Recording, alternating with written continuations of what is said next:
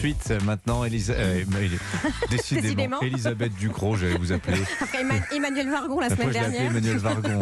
Emmanuel Ducrot du journal L'Opinion. Ils étaient 2000 à Paris samedi après-midi, 4700 dans toute la France. Les Gilets jaunes tentaient de se relancer une nouvelle fois. Ça a fait un bide. Et pourtant, toutes les conditions qui avaient créé l'embrasement à l'automne 2018 sont toujours là. Et même, on peut dire, en pire. Et oui, l'élément qui avait mis le feu aux poudres, alors c'était le prix des carburants et la perspective de leur surtaxation. En octobre 2018, alors que montait la contestation sur les ronds-points, les prix moyens étaient de 1,57 € le litre pour le super sans plomb et 1,53 € pour le gasoil. Depuis la fin de la ristourne de 10 centimes au litre le 31 décembre, ils sont respectivement à 1,83 € et 1,90 € le litre. J'ai on est payé bien au-dessus. 2,11 un samedi. Moi, Ce sont des moyennes. C'est dingue. Deuxième élément, au début du mouvement, les manifestants étaient souvent issus de la classe moyenne. Ils parlaient de déclassement, justement, de la difficulté de vivre de leur travail. On est désormais dans une situation d'inflation généralisée. 5,9% en 2022, 12% pour l'alimentation. On en est là. On le voyait tout à l'heure avec la présentation du premier panier européen avec l'IRI. Bon, une des circonstances de la naissance du mouvement des Gilets jaunes aussi, Emmanuel, c'était ce qu'on avait alors appelé la désintermédiation, mot un peu pédant, désintermédiation de la politique. Oui, le fait que les corps intermédiaires, les partis, les syndicats aient été écartés du champ politique et ne permettaient plus de canaliser la colère, de la transformer en revendications structurées, en offres politiques. Tout ça est toujours là, un indice. Le mouvement de grève à la SNCF pendant les fêtes est né hors cadre syndical. Rien n'a changé. Et on le voit aussi avec la réforme des retraites qui se profile. Le dialogue avec les syndicats n'est tout simplement plus possible.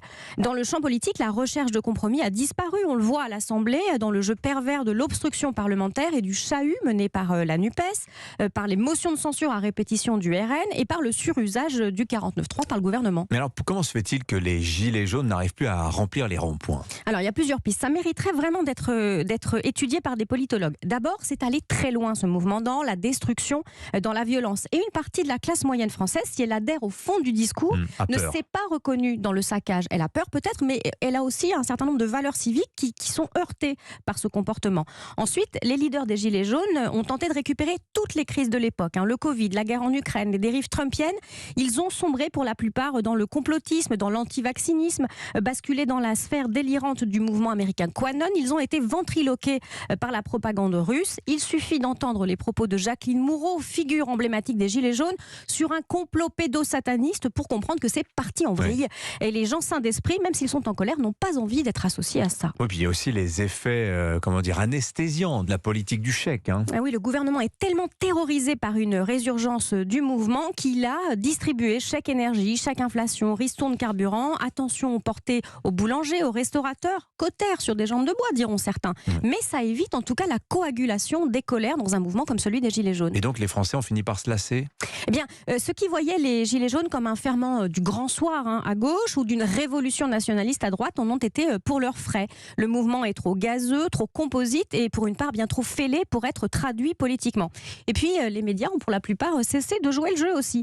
Alors bien sûr, c'est pas fini. Les images du week-end au Brésil font sans doute frétiller les leaders Gilets jaunes. Mais si la manif de samedi était un test, eh bien il est raté. Ils se donnent rendez-vous déjà samedi prochain. Merci beaucoup Emmanuel Ducrot.